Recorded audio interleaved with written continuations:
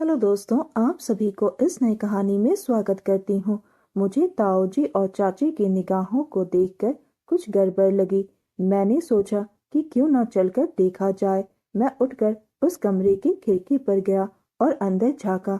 मैंने जब देखा तो मेरी आंखें फटी की फटी रह गई। दोस्तों, थोड़ा सा समय निकालकर इस कहानी को अंत तक जरूर सुने। दोस्तों, आप लोग चैनल को सब्सक्राइब करना भूल जाते हैं। दोस्तों, आप सबसे रिक्वेस्ट है कि चैनल को एक सब्सक्राइब करें और वीडियो को एक लाइक करें।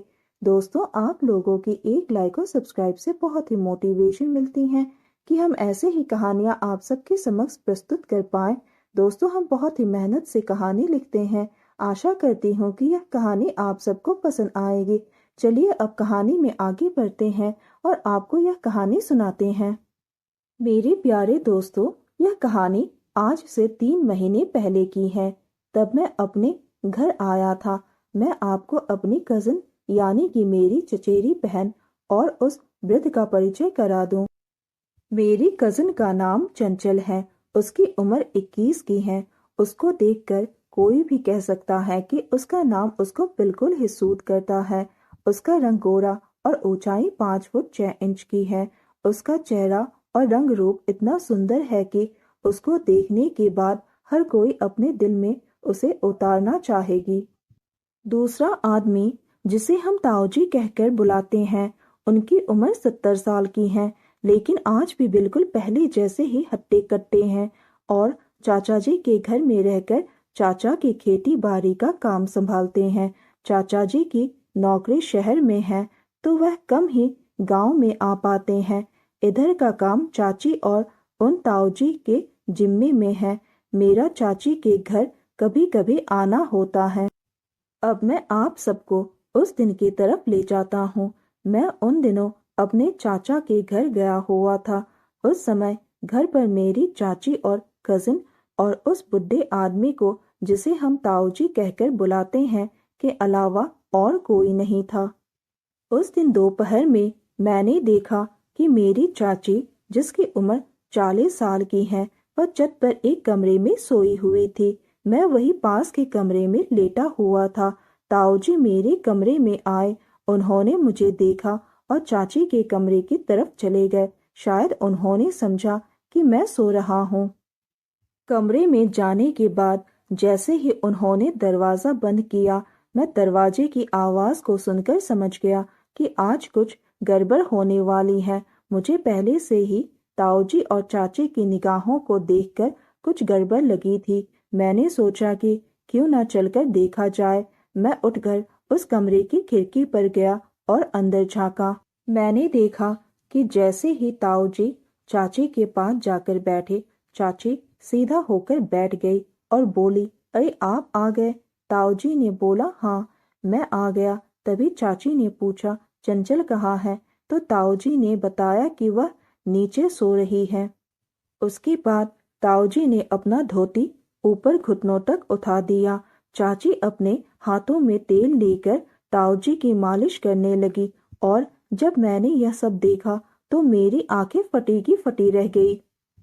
लगभग 15 मिनट के बाद ताऊजी चाची से बोले, चंचल अब जवान हो गई है।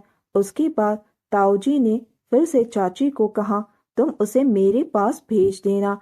चाची ने अपने गर्दन हिलाकर हामी भर दी। चाची की हाँ सुनकर ताऊजी अजीब तरह से मुस्कुराने लगे। रात के समय चाची ने खाना बनाया और चंचल ने मुझे और ताऊजी को खाना खिलाया। खाना खाते समय मैंने देखा कि ताऊजी की नज़र अधिकतर समय खाना पर कम चंचल के ऊपर ज्यादा टिकी थी। चंचल खाना देने के लिए जैसे ही नीचे झुकती थी तो ताऊजी उसे अजीब नजरों से देखने लगते थे।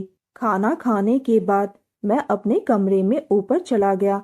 जैसे ही ताऊजी ऊपर जाने के लिए तैयार हुए तो उन्होंने चंचल से एक लोटे में पानी और तेल की डिब्बे को उनके कमरे में ले जाने के लिए बोला। चंचल बोली, ठीक है ताऊजी, मैं ऊपर पहुंचा दूंगी। मुझे चंचल की नीयत भी कुछ ठीक नहीं लगी। खाना खाने के बाद चंचल एक लोटे में पानी लेकर और डिब्बे में तेल लेकर जैसे ही ताऊजी के पास जाने लगी तो चाची ने उसे रोककर अपने पास बुलाया। चाची ने उससे बोला, देखो वह तुम्हारे बाप के समान है, दूसरे घर के होकर भी पूरे दिन खेतों में देख रेख करते हैं। उन्हें पूछकर तुम उनके शरीर में तेल लगा देना। इस उम्र में उनकी मालिश करना जरूरी है, तभी तो वह मेहनत कर पाएंगे। चंचल ने हाँ में सर हिलाया। इधर ताऊजी उसका इंतजार कर रहे थे। जैसे ही वह कमरे में गई तो ताऊजी ने उससे बोला, लौटा आगे रख दो, मुझे रात को प्यास लगेगा तो मैं पी लूंगा। चंचल बोली, ताऊजी क्या मैं आपकी शरीर की मालिश कर दूं? यह सुनकर ताऊजी झट से बोला, यह तो बड़ा अच्छा होगा, तुम कर दोगी तो मुझे चैन मिल जाएगा।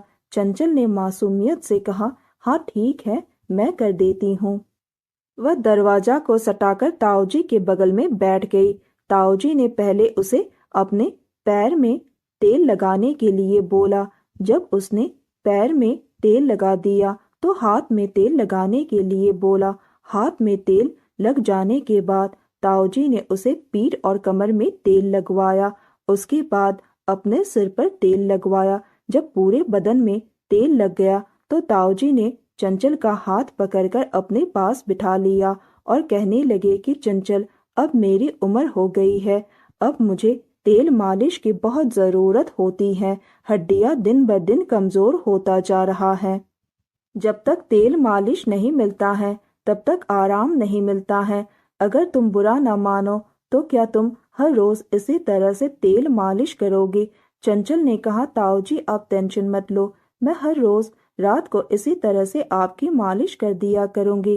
ताऊजी उसे अजीब नजरों से देख रहे थे। मुझे ताऊजी के देखने का नजरिया बिल्कुल भी अच्छा नहीं लग रहा था। थोड़ी देर बाद चंचल बाहर निकलकर आई। उसने तेल का डिब्बा चाची के हाथ में थमाकर कहने लगे कि मैं सोने जा रही हूँ, मुझे बहुत जोरों की नींद आई है। मुझे लगा कि मैं बेवजह ही शक कर बैठा और उसके बाद मैं अपने कमरे में सो गया। सुबह जब मैं जगा तो ताऊजी को तैयार होते देखा। मैंने जब उनसे पूछा तो वह बोले, आज मैं सामान खरीदने शहर जा रहा हूँ। वह शहर के लिए निकल गए। अब हर रोज चंचल ताऊजी को इसी तरह से रात को मालिश किया करती हैं। एक दिन मैंने देखा कि चंचल ताऊजी के कमरे में उनकी मालिश कर रही थी। चंचल बहुत देर तक ताऊजी के कमरे में ही थी और उसकी थोड़ी देर बाद जब चंचल ताऊजी को मालिश करके नीचे आई, वह पूरी तरह से पसीने से भीगी हुई थी। मुझे थोड़ा अटपटा सा लगा कि वह इतनी देर तक ताऊजी के कमरे में क्या कर रही थी। उसके बाद मैंने देखा कि चंचल बाथरूम के अंदर चली गई और थोड़ी देर बाद वह नहाकर बाहर आई। अब तो मेरा शक यकीन में बदल गया कि उन दोनों के बीच क्या चल रहा है। तो दोस्तों, यह कहानी सुनने के बाद आप सबकी क्या राय है, हमें कमेंट करके जरूर बताइए और साथ ही इस वीडियो को एक लाइक करें, चैनल को एक सब्सक्राइब करें और नोटिफिकेशन बेल को भी जरूर दबाएं ताकि अगली अपडेट सबसे पहले आपको मिले। दोस्तों, आपकी एक लाइक और सब्सक्राइब से बहुत ही मोटिवेशन मिलती है कि हम ऐसे ही कहानियां आप सबके समक्ष प्रस्तुत कर पाएं। आप सबने अपना कीमती समय निकालकर इस वीडियो को सुना, इसके लिए आप सभी को धन्यवाद करती हूँ। धन्यवाद दोस्तों।